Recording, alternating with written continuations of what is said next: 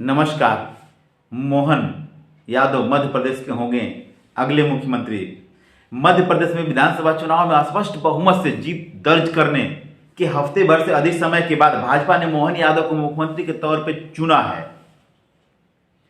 NDTV के अनुसार उज्जैन दक्षिण सीट से विधायक मोहन यादव ओबीसी वर्ग से आते हैं और शिवराज सरकार में उच्च शिक्षा मंत्री का कार्यभार संभाल चुके हैं। पार्टी ने दो अन्य विधायकों जगदीश देवड़ा और राजेंद्र शुक्ला को उप मुख्यमंत्री बनाने की सोचा है।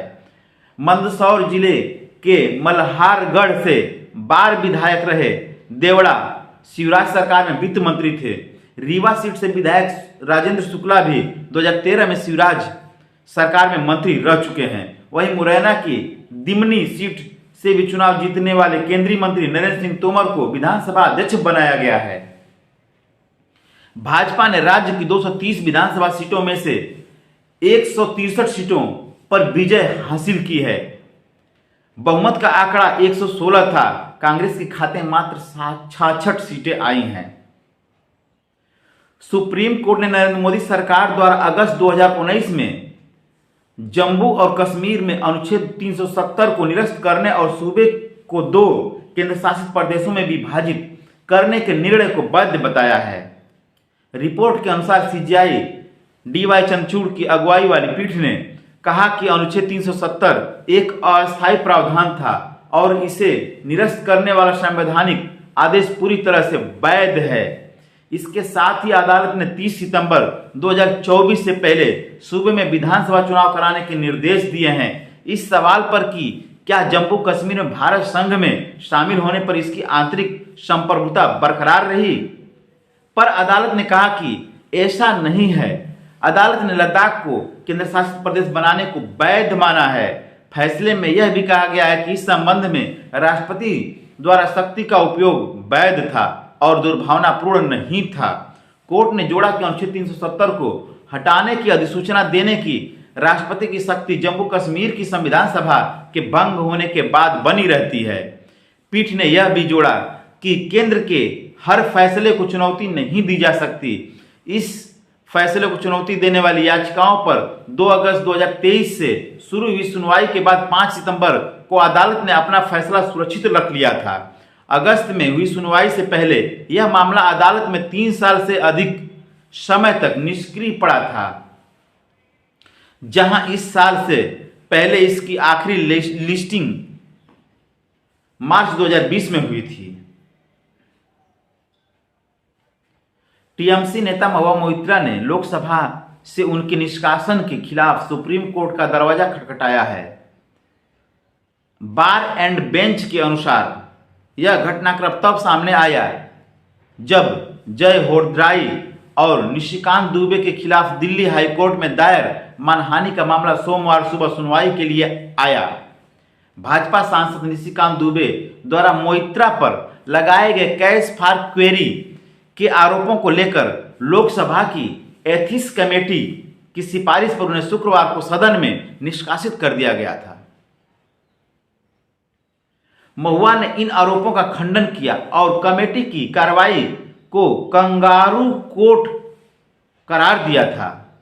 विपक्षी दलों ने भी इस कदम की एक स्वर में इसकी आलोचना की थी। भाजपा सांसद विनोद सोनकर की अगुवाई वाली एथिक्स कमेटी पर भी पक्षपातपूर्ण रवैया बरतने का आरोप लगे हैं। ईडी ने झारखंड के मुख्यमंत्री हेमंत सोरेन को छठा सम्मन भेजते हुए रांची में जमीन की कथित धोखाधड़ी वाली खरीद फरोख्त से संबंधित मनी लॉन्ड्रिंग जांच के संबंध में पूछताछ के लिए एजेंसी के सामने पेश होने के लिए कहा है। हिंदुस्तान टाइम्स के अनुसार मामले से वाकिफ बताया कि मुख्यमंत्री को मंगलवार को रांची स्थित एजेंसी के जोनल कार्यालय में पेश होना है। इससे पहले झारखंड हाईकोर्ट ने एजेंसी द्वारा भेजे गए 5वें सम्मन के खिलाफ सोरेन की याचिका खारिज कर दी। सोरेन ने पहले सुप्रीम कोर्ट का रुख किया था, हालांकि शीर्ष अदालत ने उन्हें उच्च न्यायालय जाने को कहा था। सोरेन ने हाई कोर्ट के निर्णय को चुनौती नहीं दी है। पाकिस्तान के पूर्व प्रधानमंत्री नवाज शरीफ ने कहा है कि कारगिल युद्ध के विरोध पर उन्हें सत्ता से बाहर कर दिया गया था। रिपोर्ट के अनुसार 4 साल से स्वैच्छिक निर्वासन के बाद पाकिस्तान लौटे शरीफ ने कहा कि उन्हें उस समय पाकिस्तान की सेना का नेतृत्व करने वाले दिवंगत जनरल परवेज मुशर्रफ ने सत्ता से बेदखल कर दिया था, क्योंकि उन्होंने कारगिल युद्ध का विरोध करने के साथ ही भारत और अन्य प्रमुख पड़ोसियों के साथ अच्छे संबंध रखने का सुझाव दिया था। मई 1999 में तत्कालीन जम्मू कश्मीर राज्य के कारगिल में संघर्ष की शुरुआत हुई थी। उस समय पाकिस्तानी सेना के समर्थन में कुछ आतंकी जम्मू कश्मीर में दाखिल हो गए थे। लगभग 3 महीने बाद जुलाई 1999 में युद्ध खत्म हुआ। एक अध्ययन से सामने आया है कि कोविड संक्रमण फैलाने वाला वायरस SARS-CoV-2 संक्रमण की 18 महीने बाद तक कुछ व्यक्तियों के फेफड़ों में पाया गया। एनडीटीवी के अनुसार इंस्टीट्यूट पास्चर की एक टीम ने फ्रांसीसी सार्वजनिक शोध संस्थान के सहयोग से एक पशु मॉडल में फेफड़ों की कोशिकाओं पर अध्ययन किया। नेचर इम्यूनोलॉजी जर्नल में प्रकाशित इसके परिणाम न केवल यह दर्शाते हैं कि SARS-CoV-2 संक्रमण के बाद 18 महीने तक कुछ व्यक्तियों के फेफड़ों में पाया जा सकता है, बल्कि यह भी कि इनका बना रहना संभवतः जन्मजात इम्यूनिटी के विफल होने से जुड़ा है।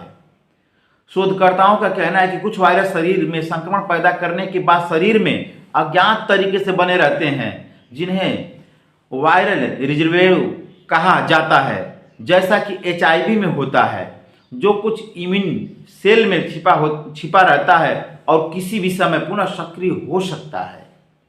उन्होंने कहा कि ऐसा ही SARS-CoV-2 वायरस के साथ भी हो सकता है, जो कोविड-19 का कारण बनता है।